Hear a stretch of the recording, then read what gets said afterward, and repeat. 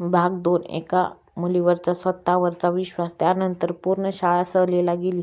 जे सहलीला गेले नाहीत त्यांना 3 दिवसाची सुट्टी देण्यात आली होती.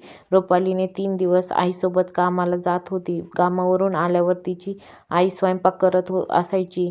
रुपाली अभ्यास करायची. एक दिवस तिचे वडील अचानक खूपच आजारी पडले.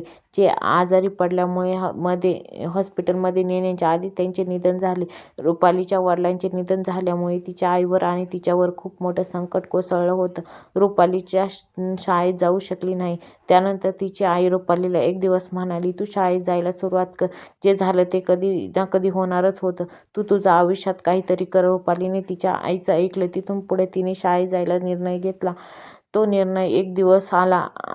10वी मध्ये रुपालीचा प्रवास सुरू झाला होता. रुपालीच्या जोमाने अभ्यास करू लागली आणि तिने केलेले प्रयत्न ती यशस्वी झाली. आणि ती 10वी मध्ये पहिला नंबर आला होता.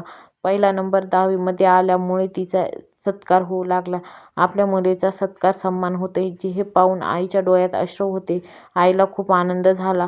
भावुकही झाल्या होत्या. आईने ठरवलं, प्रत्येक गोष्टीचा सामना करून माझ्या मुलीला चांगलं शिक्षण देऊन मी मोठं स्वप्न ठेवून ते पूर्ण करण्याची प्रेरणा करेल.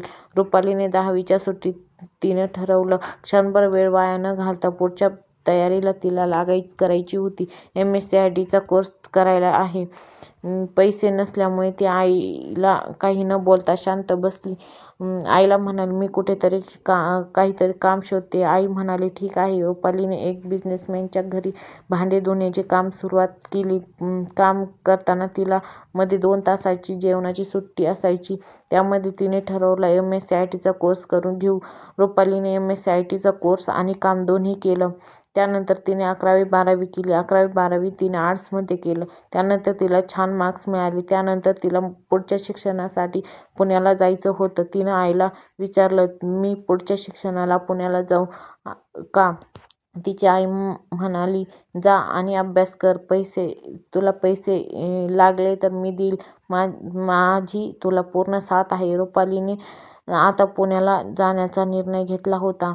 पुण्याला गेल्यावर तिच्या शिक्षणामध्ये तिची गरिबी शिक्षणामध्ये अडथळा निर्माण करत होती. पण तिला समजलं होतं की आपण हुशार आहोत. हुशारीचा आणि गरिबीचा कुठेही संबंध नसतो. आपल्या समोर सगळ्यात मोठं काही असेल तर ती आपली बुद्धिमत्ता आहे आणि आपली मेहनत आहे. हे रुपालीला समजलेलं होतं. ते सगळ्यात मोठं भांडवल असतं. मग पैसा, संपत्तीची गरज नसते. आपल्याला जर सक्सेस होण्यासाठी काही लागत असेल तर ती आपली मेहनत आणि बुद्धिमत्ता असते. हे जर आपल्याकडे आहे तर आपल्याला संघर्ष करू शकतो.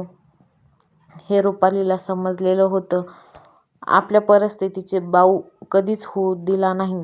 रुपालीला वाईट वाटायचं जेव्हा सगळ्या मैत्रिणी बाहेर जेवण्यासाठी, गप्पा गोष्टी करण्यासाठी जायच्या.